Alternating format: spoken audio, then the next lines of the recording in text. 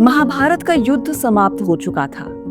धर्म की स्थापना हो गई थी, लेकिन समय का चक्र कभी नहीं रुकता। धरती पर अपना काम पूरा करने के बाद अब वक्त आ चुका था कि कृष्ण अपनी लीला समाप्त करे। द्वारका में अशांति फैल चुकी थी। यदुवंश के लोग आपसी कलह में नष्ट हो चुके थे। कृष्ण सब कुछ जानते थे। ये सब नियति का हिस्सा था। एक दिन कृष्ण अकेले वन में चले गए। समंदर के पास शांत वातावरण में वे एक पेड़ के नीचे बैठ गए। हल्की हवा चल रही थी। सूर्य अस्त होने वाला था। आकाश लाल और सुनहरा हो चुका था। कृष्ण ने अपना एक पैर दूसरे पर रखा। उनके चरण कमल चमक रहे थे। उनके चेहरे पर अद्भुत शांति थी। उसी वन में एक शिकारी भी रहता था, जिसका नाम था जरा। जरा एक साधारण मानव था। वो शिकार करके अपना जीवन चलाता था। उस दिन वो जंगल में शिकार की तलाश में था। तभी अचानक उसकी नजर दूर किसी चमकती हुई वस्तु पर पड़ी। उसे लगा कि वो किसी हिरण का कान है जो झाड़ियों में चमक रहा है। वो धीरे धीरे आगे बढ़ा, ध्यान से निशाना साधा और तीर चला दिया। तीर जाकर कृष्ण के चरण में लगा।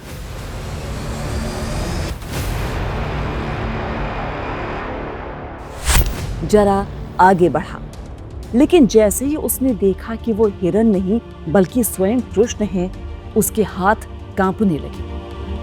हे प्रभु, मैंने ये क्या कर दिया? मैंने आपको हिरण समझ लिया। मुझसे बहुत बड़ी भूल हो गई। वो रोते हुए कृष्ण के चरणों में गिर पड़ा। कृष्ण ने जरा की ओर देखा। उनकी आंखों में न तो कोई क्रोध था, न ही शिकायत, केवल करुणा। कृष्ण बोले, डरो मत जरा, ये सब नियति का हिस्सा है। तुमने कोई पाप नहीं किया। जरा आश्चर्य से कृष्ण को देखने लगा। कृष्ण बोले, तुम पूर्व जन्म में वानर राज बाली थे। मैं उस वक्त राम रूप में था। मैंने तुम्हें छिपकर बाण से मारा था। आज वही कर्म पूरा हुआ है। ये बदला नहीं, कर्म का संतुलन है। जरा की आंखों से आंसू बह रहे थे। प्रभु, मैं आपके बिना कैसे जी पाऊंगा? कृष्ण मुस्कुराए और कहा, जरा तुम भाग्यशाली हो। तुम मेरे इस पृथ्वी अवतार के अंतिम क्षणों की साक्षी बने हो। अब तुम निश्चिंत होकर जाओ। तुम्हें स्वर्ग की प्राप्ति होगी। जरा ने हाथ जोड़कर प्रणाम किया। उसका हृदय हल्का हो चुका था। धीरे धीरे कृष्ण ने अपनी आंखें मूंद ली। उनका तेज चारों ओर फैलने लगा। आकाश में प्रकाश छा गया। दिव्य ध्वनि गूंज उठी।